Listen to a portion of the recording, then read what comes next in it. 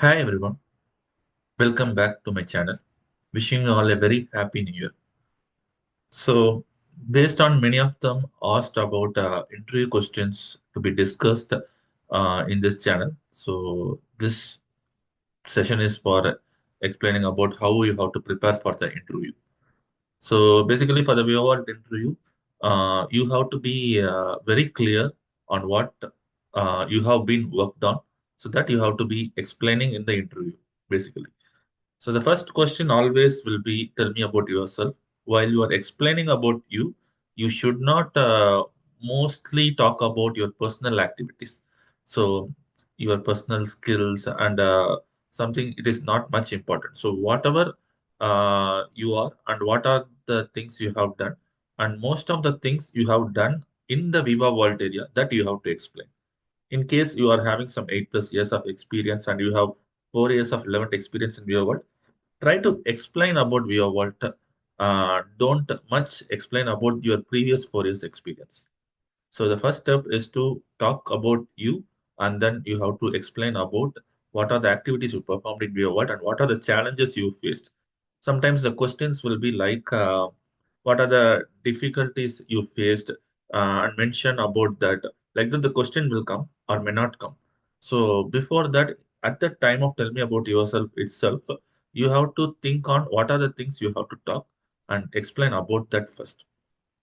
Okay. And let me quickly share my screen. I have some key questions which I want to show you.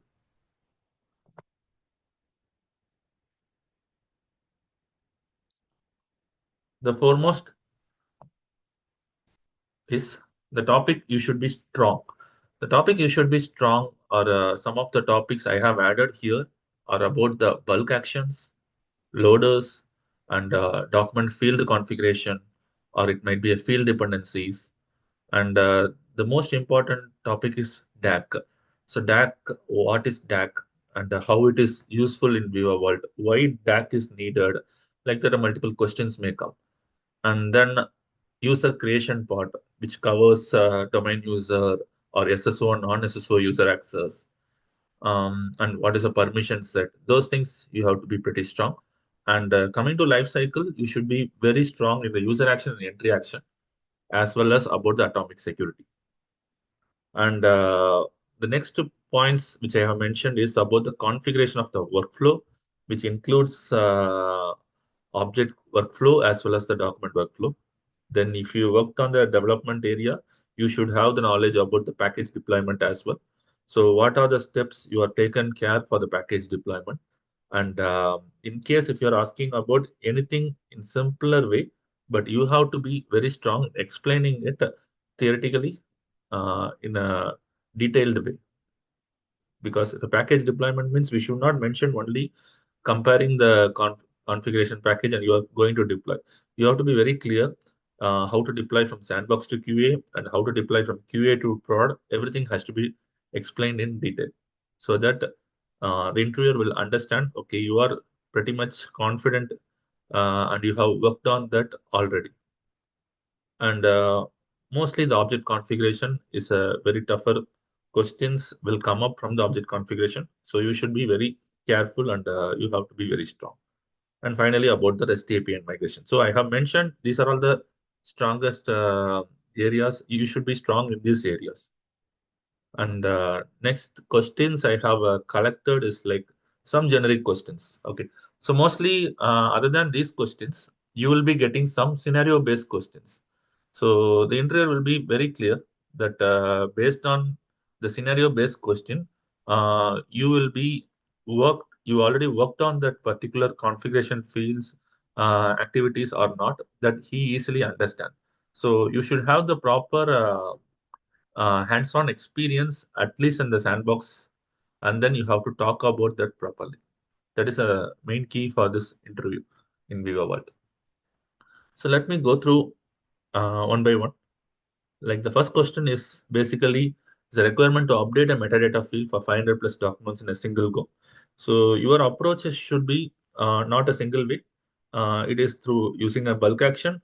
If it is still 1,000 documents, you can easily update the metadata field using the bulk action itself. In case if the field update is uh, not able to do through bulk action, you have to use the loader. So you have to answer both of them together. Okay. And the second one is about how to create a new metadata field. And this is kind of a document field creation and how it can be shared. So you have to explain about what is shared field and what is base document. So where the field has to be created initially and then how it is shared to the different document types. That has to be clarified based on this scenario question.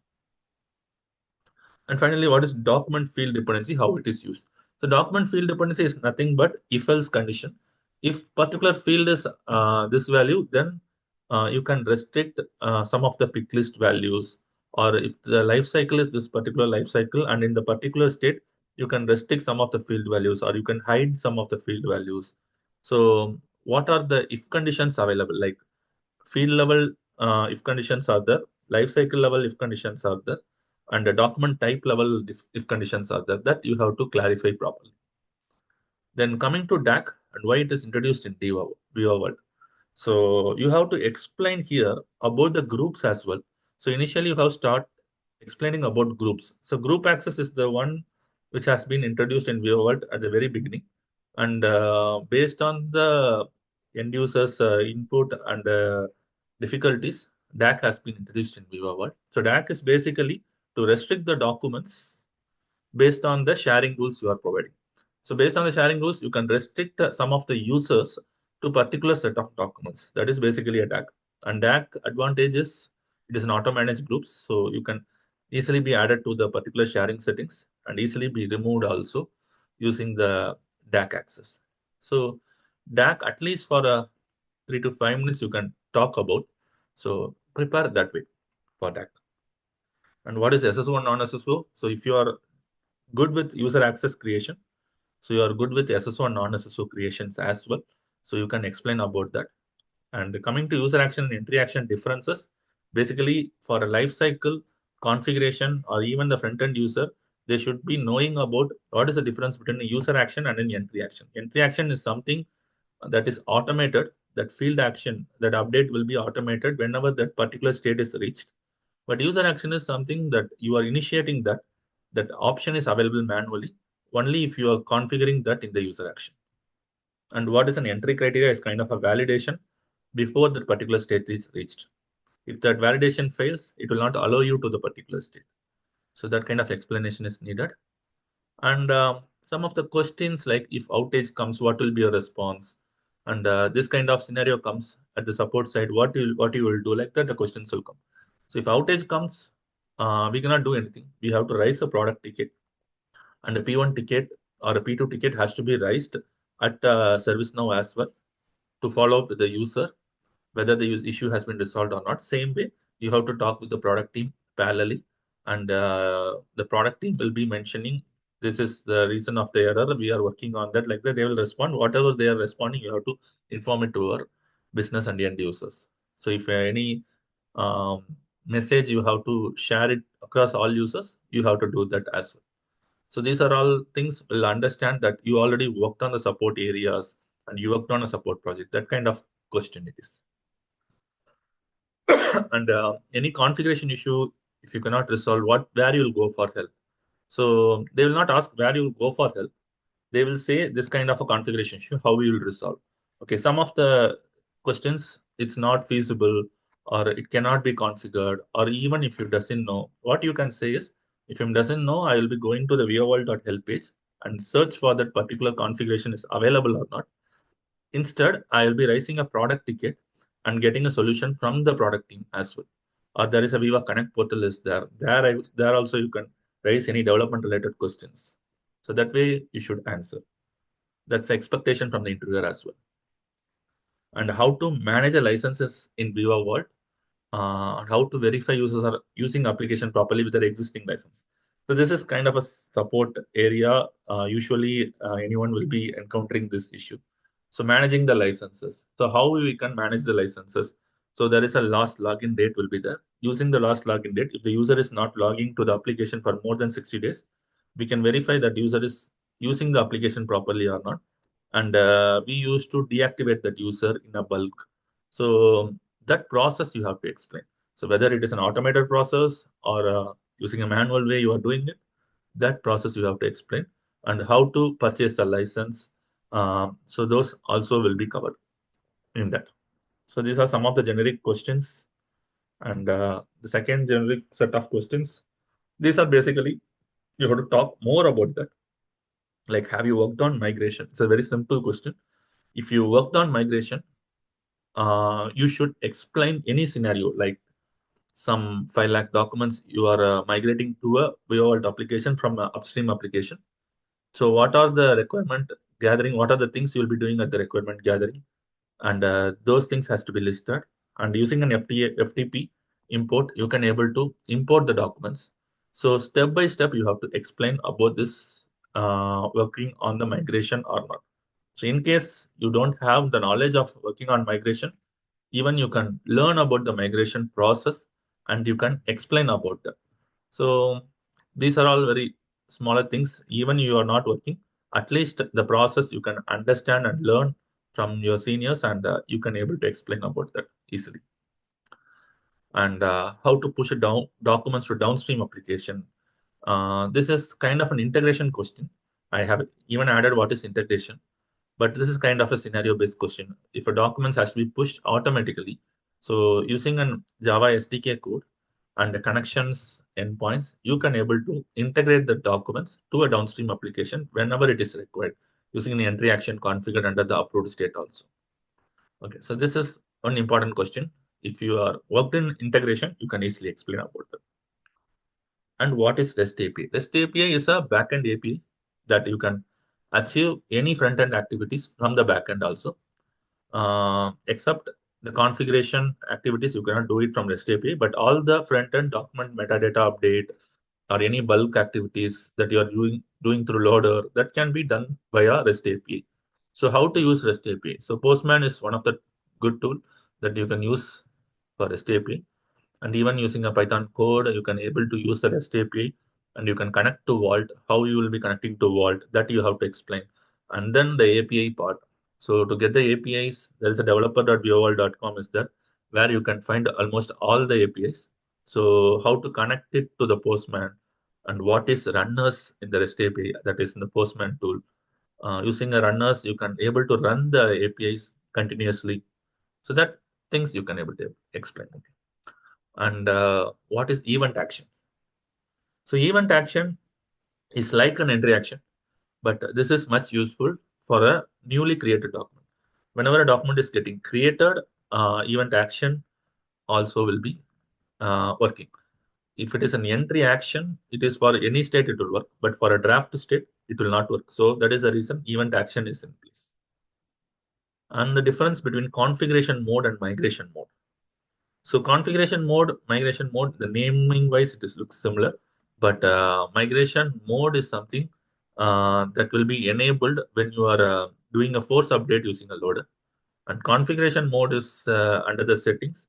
If you are enabling that, vault will not be accessible. That particular vault will not be accessible by any user except the vault owners.